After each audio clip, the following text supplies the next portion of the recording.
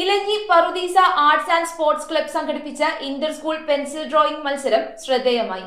UP high school വിഭാഗങ്ങൾക്കായി Mutholapuram saint Paul's ഹൈസ്കൂളിൽ സംഘടിപ്പിച്ച മത്സരത്തിൽ വിവിധ സ്കൂളുകളിൽ നിന്നായി 64 മത്സരാർത്ഥികൾ പങ്കെടുത്തു. സമാപന സമ്മേളനം ഇലഞ്ഞി ഗ്രാമപഞ്ചായത്ത് പ്രസിഡന്റ് പ്രീതി അനിൽ ഉദ്ഘാടനം ചെയ്തു.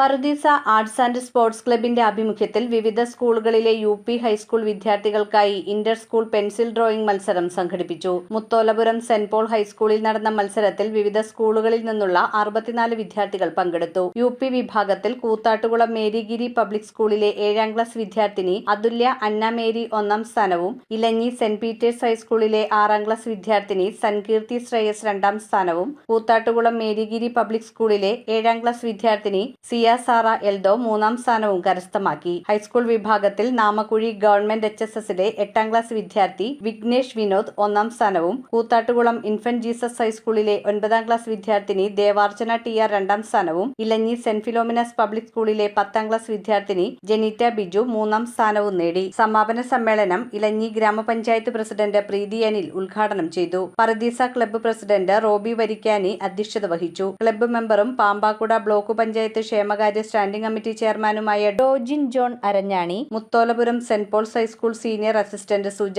ആന്റണി, സോണി കളപ്പുരയിൽ, വിവിധ സ്കൂളുകളിലെ അധ്യാപകർ, മത്സരത്തിൽ പങ്കെടുത്ത കുട്ടികളുടെ മാതാപിതാക്കൾ തുടങ്ങിയവർ പങ്കെടുത്തു. വിജയികൾക്ക് എവർ റോളിംഗ് ട്രോഫിയും മെഡലും ക്യാഷ് അവാർഡും സമ്മാനിച്ചു. മത്സരത്തിൽ പങ്കെടുത്ത എല്ലാ കുട്ടികൾക്കും പ്രോത്സാഹന സമ്മാനങ്ങളും വിതരണം ചെയ്തു.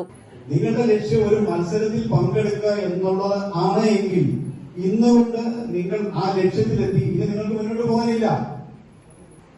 നിങ്ങളുടെ ജന്മവാസന അതായിരിക്കട്ടെ നിങ്ങളുടെ ലഹരി. News bureau, Piravom.